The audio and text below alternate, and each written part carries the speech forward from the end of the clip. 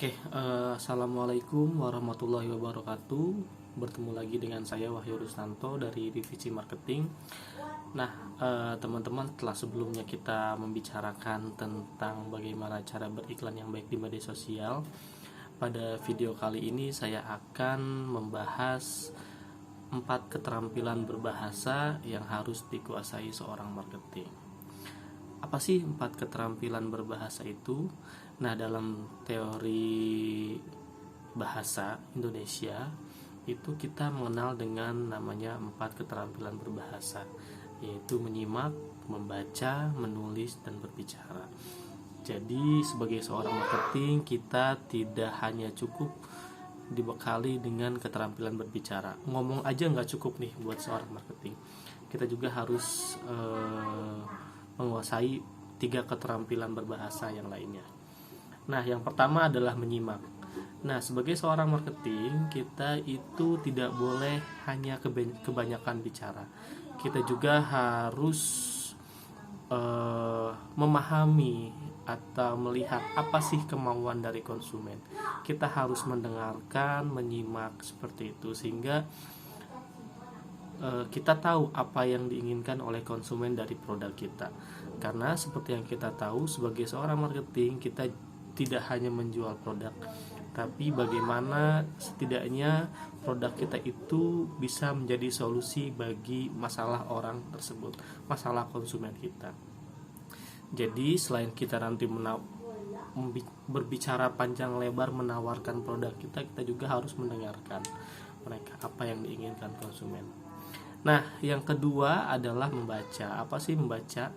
Ya, sebenarnya membaca itu tidak hanya berpatokan kepada membaca buku, membaca majalah, membaca konten-konten di media sosial. Membaca itu dalam artian yang luas ya, teman-teman.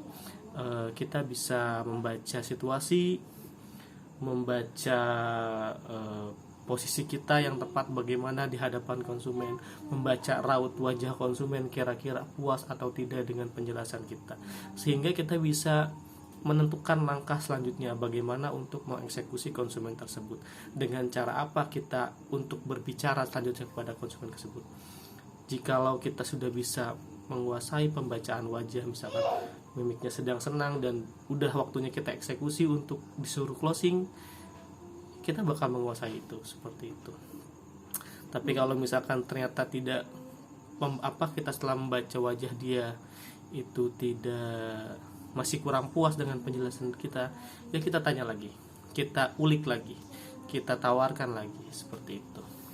Nah, yang ketiga adalah menulis. Nah, sebenarnya kemampuan menulis ini adalah hal yang penting bagi seorang marketing, karena kita tidak hanya menawarkan produk di lapangan, tentu saja sebelumnya kita akan menawarkan produk kita di iklan. Nah, kemampuan menulis ini harus teman-teman kuasai, karena bisa berdampak kepada pencapaian teman-teman di penjualan gitu. Tertarik atau tidaknya seorang konsumen terhadap produk yang kita jual itu bagaimana cara mengiklankannya. Kemarin udah saya jelasin bagaimana membuat redaksi yang baik ketika kita beriklan di media sosial gitu, ataupun mungkin kalimat-kalimat yang eye catching, kalimat-kalimat yang menggugah yang bisa menarik konsumen tersebut kepada produk kita. Nah, baru yang terakhir itu adalah berbicara.